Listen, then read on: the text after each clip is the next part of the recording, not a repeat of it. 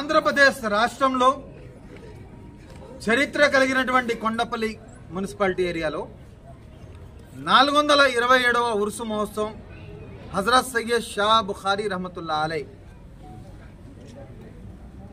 ఈ ఉరుసు మహోత్సవానికి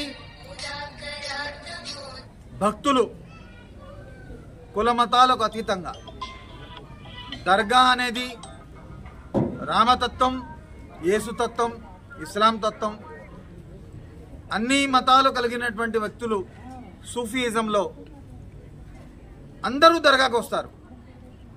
మసీదు అనేది ముస్లిమ్స్ మాత్రమే వెళ్తారు, కానీ దర్గా అనేది కులం మతంతో సంబంధం లేకుండా ప్రతి ఒక్కరు వస్తూ ఉంటారు.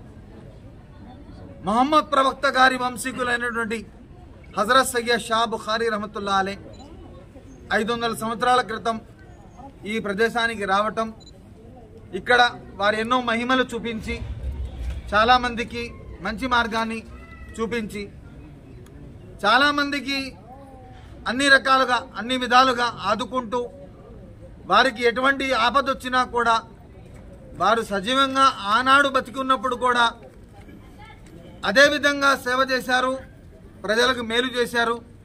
వారి సమాధిలో వెళ్ళిపోయిన తర్వాత ఉరుసు అంటే సమాధిలో వెళ్ళిపోయి ఇవాళకి 427 అంటే 427వ సంవత్సరం అంటే అన్ని సంవత్సరాలు అవుతుంది.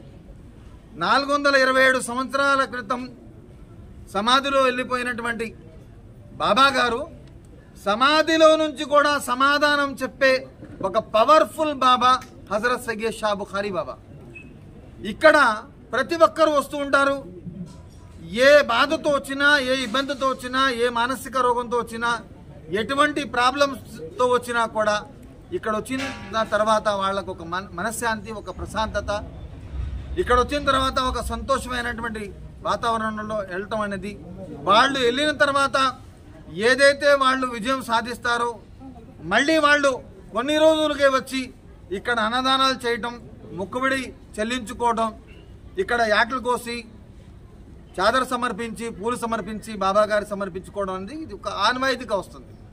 ఇది కులం మతం భేదం లేకుండా భిన్నత్వంలో ఏకత్వం అనే విధంగా ఇక్కడ జరుగుతుంది. అయితే ఎన్టీడీపీఎస్ సంస్థ బాబా గారికి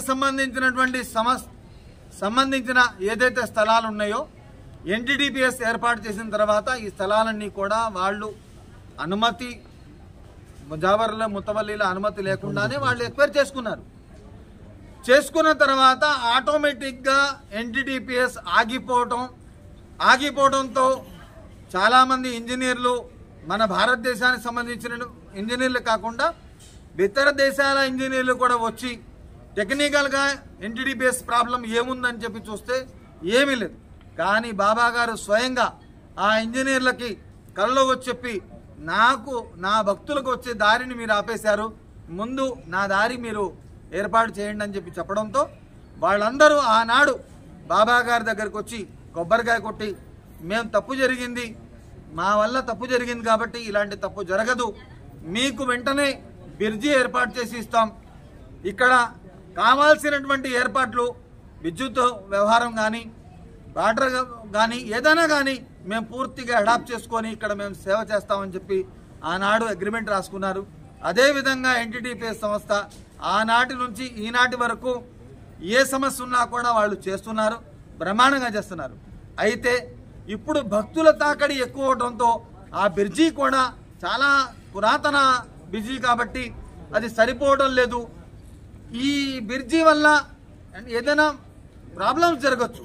అంటే కింద 250 మెగావాట్ల వైరు ఉంది, రైల్వే వైరు. ఈ వైరు ఉండటం వల్ల ఏమైందంటే ప్రాబ్లమ్స్ ఏదైనా రావచ్చు. కాబట్టి ఆ 5 రోజులు మాత్రమే ఆ లైన్ ఆపడం జరుగుతుంది.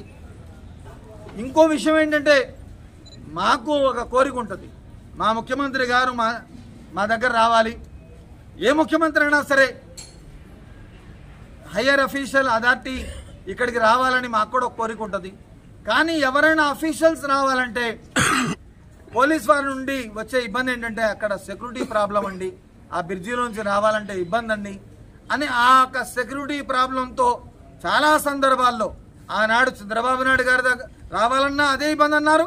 ఇవాళ గత 3 సంవత్సరాలు 4 సంవత్సరాల నుంచి నేను జగన్మోహన్ రెడ్డి గారి దగ్గర కూడా వెళ్ళి ఇదే విషయం చెప్పడంతో వారు రావాలన్నా కూడా పోలీస్ వారు, ఇంటెలిజెన్స్ వారు అక్కడ సెక్యూరిటీ ప్రాబ్లం అని చెప్పి ఆ యొక్క